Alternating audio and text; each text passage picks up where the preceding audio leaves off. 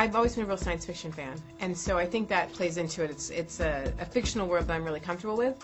The actual inspiration, I have no idea. I was doing a cross-country drive through the desert and telling myself stories, and I just kind of was in the middle of this idea of two people in this one body and kind of the antagonism and how that relationship would change, and the complication of them both loving the same person. And whenever you get an idea that's like complicated and exciting, like, oh, I could do a lot with this, then for me, that's when you start writing things down. Let's talk about the guys for a second. Okay. The kissing scenes and how was that? It was fine, you know. I think always with that first take, it's a bit awkward and you're a bit nervous, but then you just get over it because you know you have to do it. You know, like you know, there's no getting out of it. So. Are you ready to be like the next big sensation, the next heartthrobs? I mean, these girls are.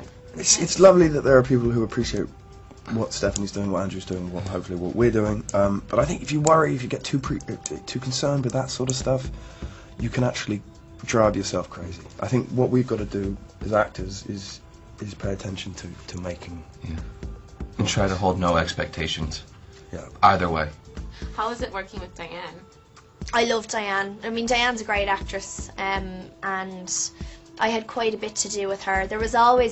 It was great because our characters always have so much tension between them, and there's always this sense that they don't trust each other, and they'd much prefer if the other one was kind of out of the picture.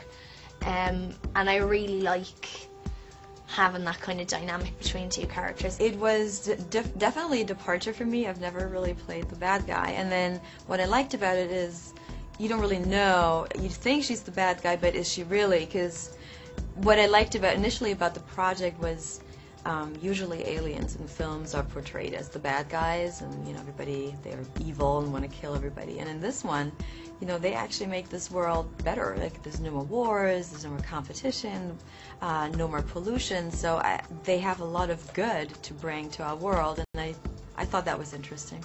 Right off the bat, you know, everyone's going to be comparing this to Twilight, of course. Do you welcome that comparison?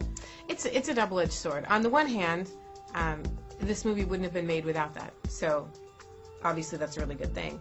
But there's also, I mean, with all the Twilight positivity that is out there, there's an equal, if not greater, share of negativity. And I hate for that, you know, landing on this film, which to me is such a different world. It's great to have a built-in fan base, but I do truly believe that this is a very different film. And you've got your brother. You take your brother. Yeah, my brother's a 30-year-old dude who, you know, lives in Arizona, drinks beer, and plays with his dog. And I would say, go see this movie, and I wouldn't be steering him wrong. He wouldn't call me later and say, okay, send me $12 back, you know? Well, it's the same author, so obviously that's going to be a comparison, and there's a love triangle.